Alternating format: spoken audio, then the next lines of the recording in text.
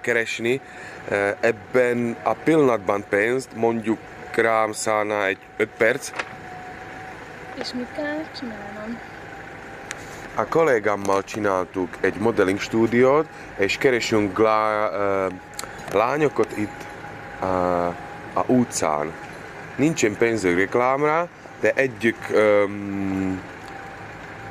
működünk kliensekkel, akinek pénzük van. Igen. És azért van magának kamerája? Igen. Igen, maga nagyon tetszik nekem, akarnak magának együttműködést ajánlani. Modellként